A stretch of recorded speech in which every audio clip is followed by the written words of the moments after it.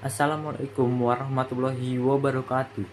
Hadirin sekalian yang saya hormati, kita berkumpul hari ini dengan hati yang pilu, merenungkan tragedi yang menimpa salah satu putra terbaik bangsa, seorang mahasiswa di Universitas Udayana. Kematiannya yang diduga kuat dipicu oleh praktik perundungan atau bisa disebut bullying, telah membuka luka lama dalam masyarakat kita. Sebuah luka yang kian menganga dengan adanya perbincangan yang tidak empatik di antara sebagian mahasiswa dalam grup pesan. Akar permasalahan sosial terdiri dari 3 pilar krisis. Pertama, kekerasan yang dilegitimasi. Perundungan di kampus seringkali bersembunyi di balik istilah-istilah seperti disiplin, tradisi, atau pendidikan mental. Perundungan menciptakan sebuah lingkungan opresif, meniadakan harga diri korban, dan mengubah tatanan sosial kampus menjadi kasta superior inferior.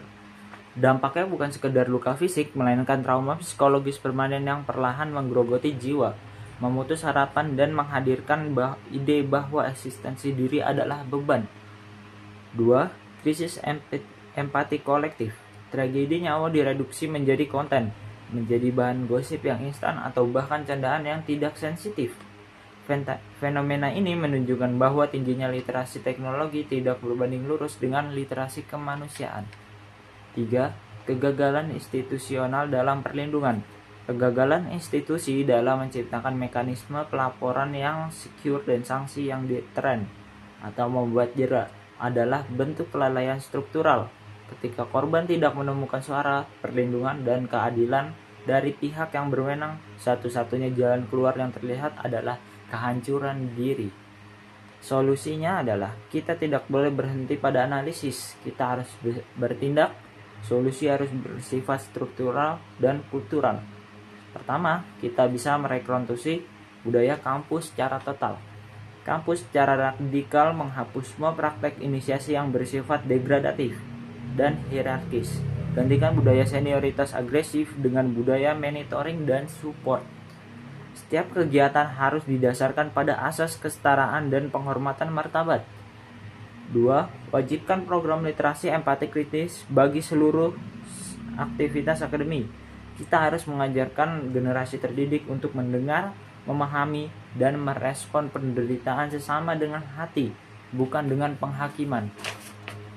Nomor 3. Institusi harus menetapkan aturan anti perundungan yang zero tolerance. Pelaku baik perundungan verbal, fisik, maupun digital harus dikenakan sanksi yang tegas, mulai dari skorsing hingga DO, demi menjaga integritas moral dan keselamatan seluruh komunitas akademik. Analisis sosiologis menurut Emil Durkheim berkaitan dengan fatalistic suicide. Bunuh diri fatalistik terjadi ketika regulasi sosial terlalu tinggi dan bersifat menindas. Emil Durkheim menyebut individu merasa tertindas oleh hukum, kekuasaan, atau disiplin yang sangat ketat. Bayangkan seorang korban perundungan diatur dan ditekan oleh hierarki senioritas yang despotik. Setiap gerak-gerik diawasi, setiap kesalahan dipermalukan. Korban tidak melihat adanya peluang pembebas atau jalan keluar dari siksaan ini. Lingkungan yang seharusnya memberikan harapan justru menjadi penjara tanpa jeruji yang menghilangkan otonomi dan kebebasan. Dalam keadaan regulasi sosial yang sangat menindas inilah, kematian dilihat sebagai satu-satunya cara untuk membebaskan diri dari tirani sosial yang tidak berkesudahan. Tragedi Udayana adalah peringatan terakhir bagi kita. Jika kita terus membiarkan kekerasan terselubung ini, maka kita telah mengkhianati esensi pendidikan. Mari kita bangun kampus yang manusiawi. Itu saja orasi dari saya. Wassalamualaikum warahmatullahi wabarakatuh.